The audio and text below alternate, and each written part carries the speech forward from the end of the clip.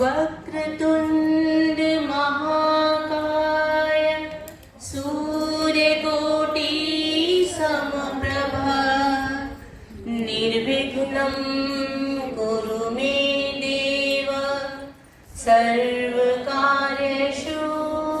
Serve. I'm Dr. Aishwarya hai. I am a dental surgeon by profession with a specialization in root canal treatments and aesthetic dentistry. My husband, Dr. Shivam Mathur, is a pediatric dentist, यानी कि वो बच्चों के दांतों के specialist हैं। हम दोनों की ही एक क्लिनिकल प्रैक्टिस है जो पंडितवाड़ी में सिचुएटेड है by the name of Mathur dental centre. Both of us are certified implantologists as well. I am also an assistant professor in the dental wing at Gautam Buddha Chikitsa Mahavidyalaya, more often known as Subharti Hospital, Jhajra, Delhi.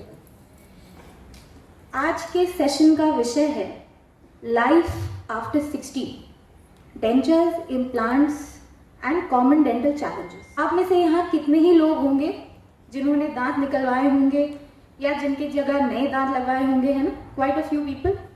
जैसे बढ़ती उम्र के साथ हमारे शरीर के हिस्सों में कुछ दिक्कतें आने लगती हैं, वैसे ही हमारे दांत भी इस उम्र की असर से नहीं बचते हैं। Life after 60 often brings unique dental challenges. कुछ कॉमन डेंटल इश्यूज के बारे में बताना चाहूँगी जो यूजुअली पीपल फेस करते हैं। सबसे पहला और मोस्ट कॉमन इशू है लॉस ऑफ टीथ। इसके बहुत से कारण हो सकते हैं, जैसे कि दांतों में सड़न, जिसको हम आम भाषा में कैविटीज भी कहते हैं।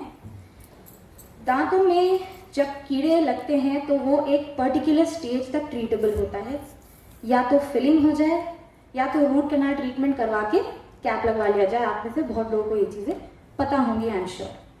बट अगर उस सड़न को अननोटिस जाने दिया गया तो एक दिन वो दांत पूरा का पूरा खोखला होकर टूट जाता है। And the only treatment is कि वो दांत निकाल दिया जाए, क्योंकि वो इन्फेक्शन का एक सोर्स है। ये तो हुई चलिए दांत की बात। दांतों के चारों तरफ जो मसूड़े होते हैं, जिनको हम गम्स भी कहते हैं, उनके इन्फेक्शन से भी दांत हमारे जो हैं वो हिलने लगते हैं और एक पॉइंट के बाद गिर के गिर जाते हैं। गम्स के इन्फेक्शन और टूथ कैविटीज का सबसे बड़ा रीजन है इम्प्रॉपर ओरल हाइजीन। उम्र के साथ साथ कभी कभी ओरल हाइजीन पे ध्यान हमारा कम जाने लगता है, जिनसे ये सारी समस्या हमारे सामने आ जाती है। कि सॉफ्ट ब्रिसल वाले ब्रशेस यूज करें, जिससे आपके दांत पे ज्यादा जोर ना लगे और वो ज्यादा घिसे ना, ठीक है? दूसरा, एक अच्छा फ्लोरिडेटेड टूथपेस्ट यूज करें। अगर आपको दांतों में ठंडा गर्म लगने की समस्या ऑलरेडी हो रखी है, उसके लिए स्पेशली फॉर्मुलेटेड टूथपेस्ट आते हैं, जिनको हम डीसेंसिटाइजिंग टूथपेस्ट भी बोलते हैं। जैसे कि आपने देखा होगा सेंसोडाइन का ऐड आता है। पर आपको दांतों के बीच में खाना फंसने की दिक्कत है तो आप रेगुलरली वार्म सलाइन रिंसेस करें हर मील के बाद। अगर हर मील के बाद ना भी कर पाए तो कम से कम नाश्ते के बाद और जस्ट सोने से पहले जरूर करें। एक अच्छा माउथ वॉश भी आपको इस मामले में बहुत बेनिफिशियल साबित हो सकता है। अगर आप चाहें तो एक इंस्ट्रूमेंट आता है जिसको हम वाटर फ्लॉसर कहते हैं, वो भी आप यूज कर सकते हो। अब हम बात करेंगे सबसे जरूरी एस्पेक्ट, यानी जब दांतों को निकालना पड़ता है। जैसे कि मैंने पहले भी मेंशन किया है कि दो सबसे बड़े कारण फॉर लॉस ऑफ टीथ है दांतों में कीड़े लगना या कैविटीज, या फिर गम इन्फेक्शन, है ना? हमारे दांतों के 3 मेजर लेयर होते हैं, इनामिल, डेंटिन और पल्प। ओके, इनामिल और डेंटिन बाहरी लेयर्स हैं। पल्प जो है वो अंदर नर्व टिश्यू और ब्लड सप्लाई कंटेन करता है, जो कि दांत को हमारे न्यूट्रिशन भी प्रोवाइड करता है। जब सड़न होती है तो वो धीरे धीरे दांत के इन्हीं 3 लेयर्स को पेनिट्रेट करते हुए जाती है। जब तक सड़न इनामिल या ऊपरी डेंटिन के हिस्से में होता है, तब तक तो बहुत लोगों को पता भी नहीं चलता कि सड़न है दांत में, अनलेस एंड अनटिल दांत में आपके खाना फंसने लगे, है कि नहीं? पर अगर उस स्टेज पर पता चल जाए तो हम उस दांत में फिलिंग करके उस दांत को रेस्टोर कर सकते हैं बढ़िया तरीके से। जब सड़न और गहरी हो जाती है और पल्प टिश्यू को छूने लगती है तो इट पेन्स सो बैडली। फिर 2 ऑप्शंस होते हैं हमारे पास, एक कि हम रूट कनाल ट्रीटमेंट करें, आरसीटी, या और उसके ऊपर कैप लगा दें, या फिर उस दांत को एक्सट्रैक्ट कर दें या निकाल दें। राइट? काफी सारे लोग इस स्टेज पर आरसीटी करवा के, कैप लगवा के दांत अपने बचा लेते हैं, कुछ लोग निकलवा भी लेते हैं, पर्सनल चॉइस है ना। ऐसे भी केसेस होते हैं जिनमें दांत पूरी तरीके से खोखला हो चुका होता है, सिर्फ जड़ें बची होती है और उनको पता भी नहीं चलता। अब ऐसे केसेस में दांत बचाना मुश्किल है, उसको हमको एक्सट्रैक्ट करना पड़ता है। देखिए, आगे के जो दांत है वो पीछे के दांतों का काम नहीं कर सकते, जो पीछे के दांत है वो आगे के दांत का काम नहीं कर सकते। हर दांत की अपनी एक अलग आइडेंटिटी है, हर दांत को बचाना जहां तक पॉसिबल हो सके बहुत जरूरी हो जाता है। ठीक है, ऐसे में जो मिसिंग दांत है उनका हम प्रोस्थेटिक रिहैबिलिटेशन करते हैं। आप में से बहुत लोगों को शायद थोड़ी बहुत जानकारी भी होगी ऐसे ऑप्शंस की, जैसे कि डेंचर्स, ब्रिजेस, इम्प्लांट्स। राइट, ये कुछ शब्द ज्यादातर लोगों ने सुने हैं, है ना। आई एम प्रिटी श्योर आप लोग बहुत सारे, जैसे स्वीटी मैम ने बोला कि उनके मुंह में 5 इम्प्लांट्स हैं, किन्हीं ने बोला 4 इम्प्लांट्स हैं, तो बहुत ही कॉमन ट्रीटमेंट ऑप्शंस हैं। अब जहां से दांतों को निकाल दिया जाता है उस हिस्से का जो जॉ बोन है उसको हम रेजिडुअल जॉ बोन बोलते हैं। हमारे दांत जब वहां से चले जाते हैं, उनके एब्सेंस में जो जॉ की बोन है हमारी, उसका हाइट बहुत ही तेजी से घटने लगता है, क्योंकि उस जॉ बोन को कोई भी चीज इंगेज नहीं कर रही। ठीक है, उसको हम रेसिडुअल रिज रिजॉर्प्शन बोलते हैं। एक टाइम के बाद उस रिज की हाइट इतनी कम हो जाती है कि वहां पे कोई भी प्रोस्थेटिक रिप्लेसमेंट करना नामुमकिन या मुश्किल हो जाता है। तो अब टू ऐड टू दिस एक और दिक्कत होती है, जहां कहीं दांत मिसिंग होता है, अगर वो 2 दांतों के बीच में है तो उसके आगे, पीछे और ऊपर के दांत उस खाली स्पेस में झुकने लगते हैं, जिससे वो स्पेस धीरे धीरे क्लोज होने लगता है और दांतों के बीच में इम्प्रॉपर कॉन्टैक्ट्स बन जाते हैं, जिससे बहुत दर्द होता है आगे जाके। Prosthetic rehabilitation of missing teeth provides a wide range of options to all our patients. Widely classify करें तो 2 ऑप्शंस हैं, एक रिमूवेबल जिसको निकाला लगाया जा सके, एक फिक्स्ड जो आपके मुंह में एक बार में फिक्स कर दिया जाता है। रिमूवेबल प्रोस्थेसिस जो है उनको हम डेंचर्स भी बोलते हैं। अगर कुछ दांतों का रिप्लेसमेंट होना है, जैसे कुछ दांत हैं कुछ दांत नहीं है, अगर उनका रिप्लेसमेंट होता है तो हम रिमूवेबल पार्शियल डेंचर्स का ऑप्शन देते हैं पेशेंट को। अगर सारे दांत मिसिंग हैं तो रिमूवेबल कंप्लीट डेंचर्स का ऑप्शन देते हैं। पहले के टाइम में जो डेंचर्स का मटेरियल था वो बहुत ही सख्त हुआ करता था, इसलिए थोड़ी दिक्कत परेशानी करता था, लेकिन विद एडवांसमेंट अब जो मटेरियल्स हैं रिलेटिवली सॉफ्टर मटेरियल्स हैं और उससे बहुत ज़्यादा परेशानी नहीं होती है। हाँ, रिमूवेबल डेंचर्स को याद से सोते वक्त निकाल कर नॉर्मल टूथब्रश से साफ करके पानी भर के एक कंटेनर में रखना होता है। ऐसा ना करने से डेंचर खराब हो सकता है और उसकी लाइफ भी घट जाती है। अब बात करते हैं फिक्स्ड ऑप्शन की। इसमें आता है फिक्स्ड पार्शियल डेंचर, वैसे जैसे पहले बताया मैंने कि जिसको हम ब्रिज भी कहते हैं। जो मिसिंग दांत है इसमें, जैसे अगर कुछ दांत मिसिंग है और आपको फिक्स्ड ऑप्शन चाहिए तो फिक्स्ड पार्शियल प्रोस्थेसिस का इस्तेमाल होता है वहाँ। उनके उस मिसिंग दांत के आगे और पीछे के दांतों का सपोर्ट लेकर मिसिंग दांत को रिप्लेस किया जाता है। इस प्रोसेस में हमें आगे और पीछे के दांतों पे कैपिंग करते हुए बीच के दांत को रिप्लेस करते हैं, एक कैप की ही तरह हड्डी पे वो रखा रहता है उस तरीके से। अब कभी कभी ऐसा होता है कि अगर कोई दांत मिसिंग है, उसके पीछे कोई दांत है ही नहीं सपोर्ट के लिए, तो ऐसे केसेस में हम डेंटल इम्प्लांट्स का ऑप्शन देते हैं पेशेंट्स को। अब डेंटल इम्प्लांट्स जो हैं उनके 2 मेन पार्ट्स होते हैं। एक टाइटेनियम की स्क्रू जो बोन में ड्रिल करके डाली जाती है, छोटी सी सर्जरी होती है, मसूड़ों को हल्का सा फ्लैप उनका रेज किया जाता है और एक ड्रिल के थ्रू आप वो टाइटेनियम की स्क्रू को बोन में ड्रिल करते हैं आपके जॉ के कोड में। उसके बाद it is followed by a waiting period, जिसमें हम वेट करते हैं कि वो टाइटेनियम की स्क्रू आपके जॉ के बोन से जुड़ जाए।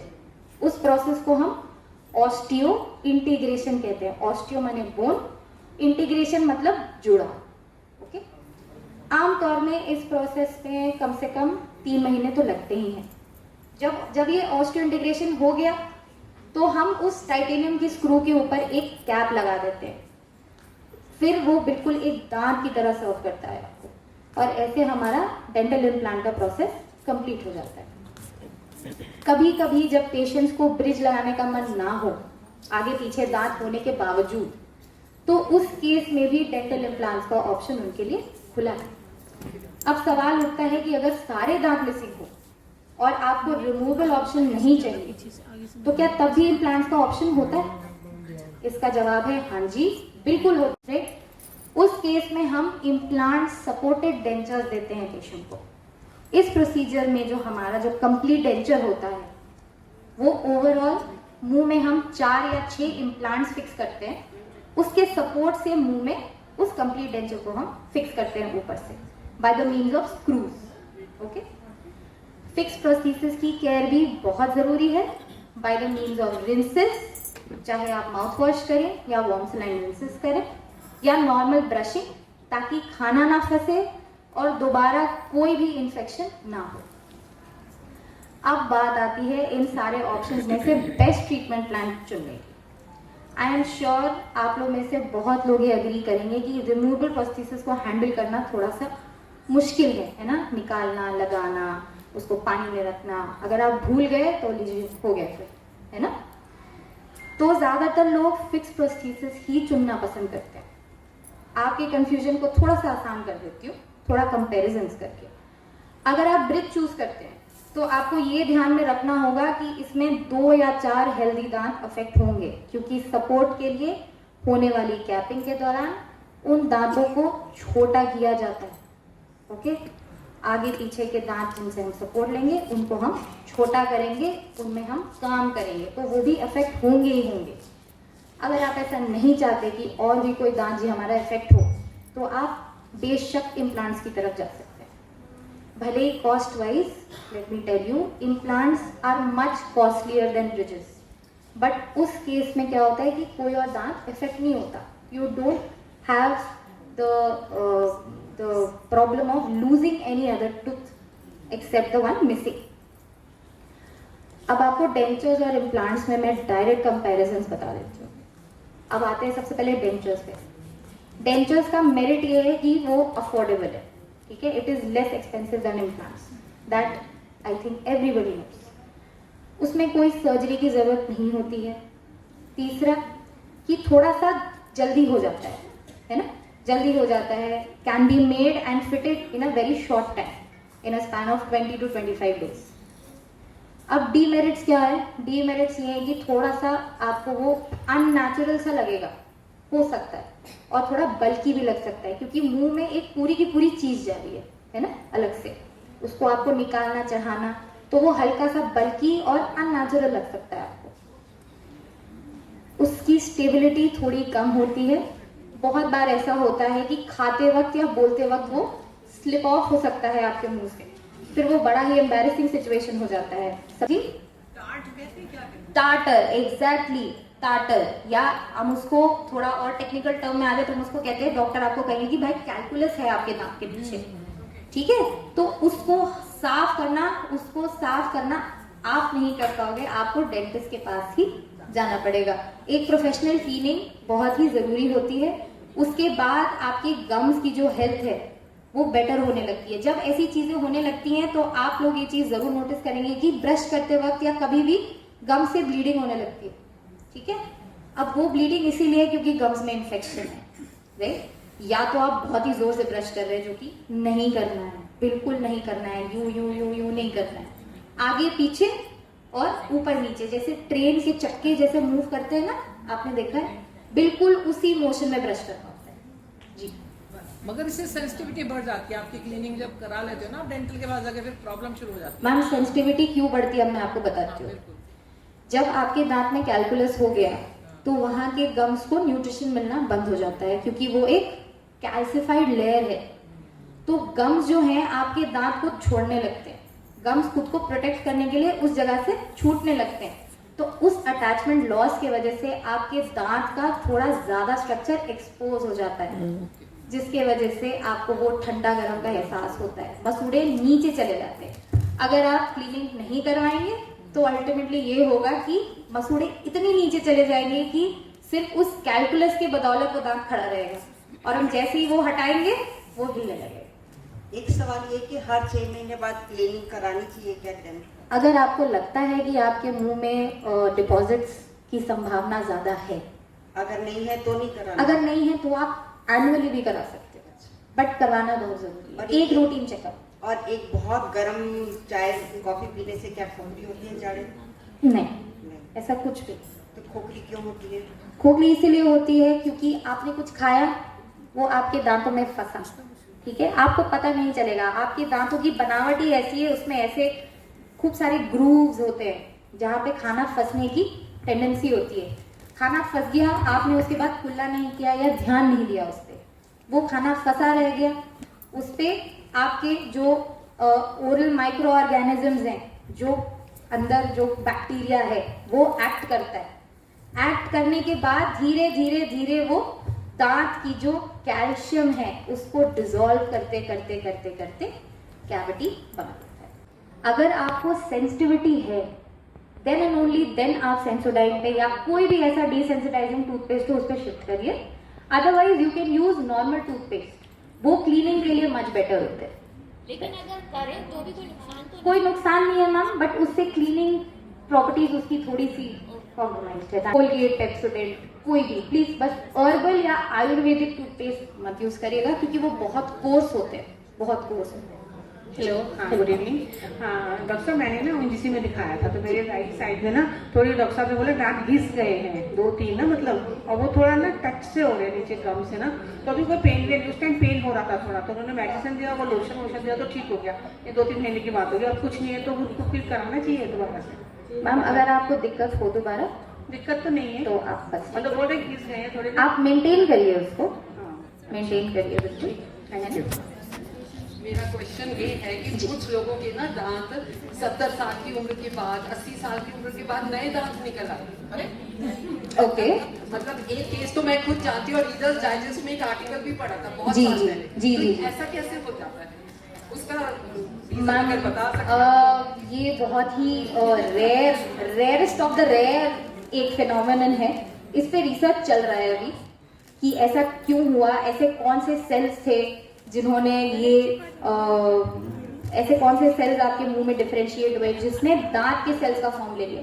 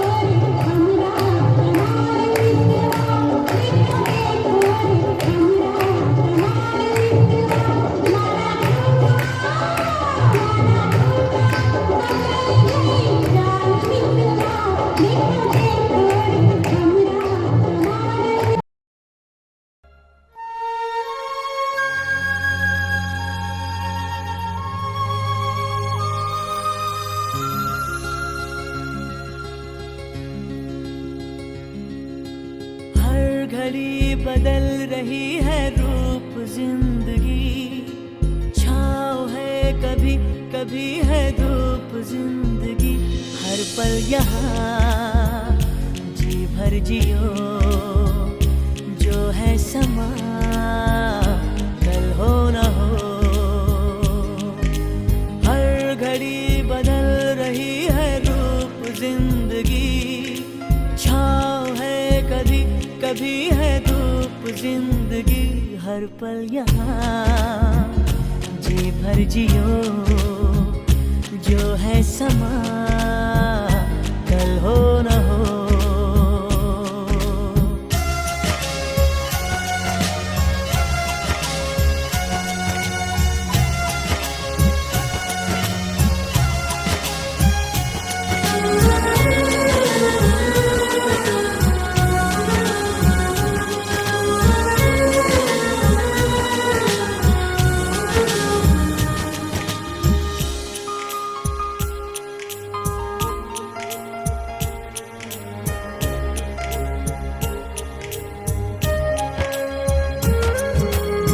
चाहे जो तुम्हें पूरे दिल से मिलता है वो मुश्किल से, ऐसा जो कोई कहीं है बस वही सबसे हंसी है, उस हाथ को तुम थाम लो, वो मेहरबान कल हो न हो। हर पल यहाँ जी भर जियो, जो है समा कल हो न हो।